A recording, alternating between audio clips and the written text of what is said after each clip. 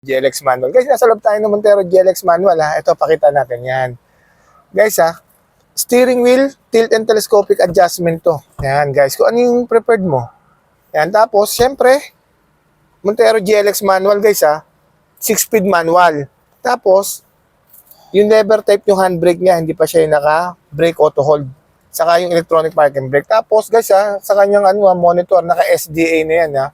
Meron yan guys, kahit naka-offline ka, meron yung navigation, yung TomTom navigation. Yun ang kaganda kay Montero GLX manual.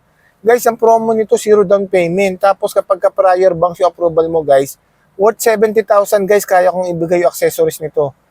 Pero kung ano gusto mo guys, kung ayaw mo ng Black Series look, dito sa kasa namin guys, kung ano yung gusto mong accessories guys, ibibigay ko sa inyo. Nandiyan yung contact name ko with my contact number, just feel free to inquire. Parang hawan nyo na po. Sa mga makakapanood po, dadaan sa YouTube channel ko. Saka na lang po kayo umuha ng Montero. Parang hawa nyo na po, please.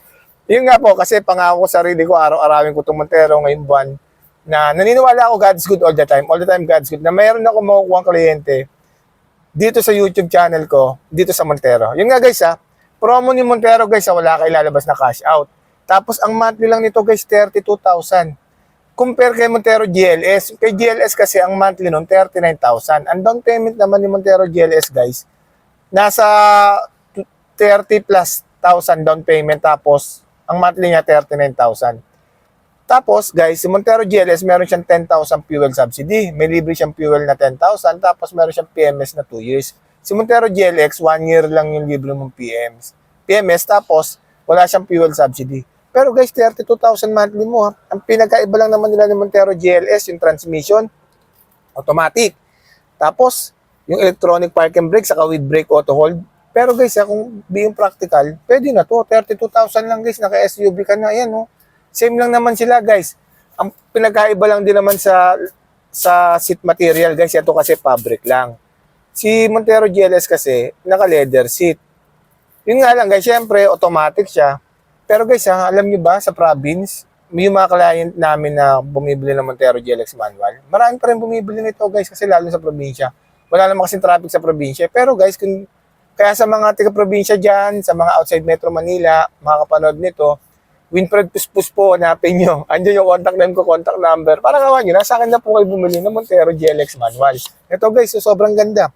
Meron din naman siyang airbags. Kasi yung kay GLS, meron ding airbag sa gilid. Yan, dual airbags din naman siya. Tapos, yun, same lang din naman sila na ceiling, guys. Etong ceiling na to, yan, same lang din naman sila. Yun lang kasi, yung kay Montero GLS, naka 8-way power seat. Ito kasi manual lang yung power seat niya. Yan, guys, ha. Tapos, yun, yung MID, Montero Information Display, combination siya ng analog sa kanang digital. Pero ako, guys, sabi ko sa inyo, yan, meron din naman siyang yan, lalagyan na ng shades dito. Yan, guys. Tapos, siyempre, map light. Tapos visor, may salamin din to. Tapos syempre, yan, may ilaw din. Sa passenger, ganun din.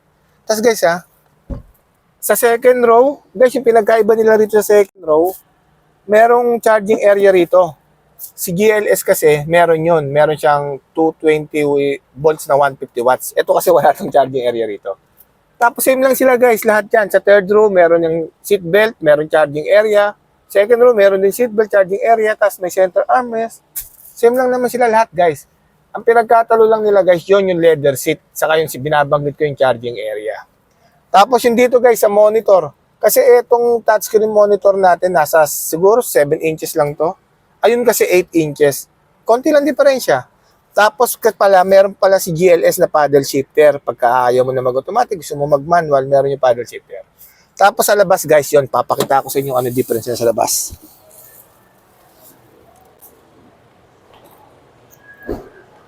Maraming salamat pala kay Nicole kasi siya yung camera woman natin.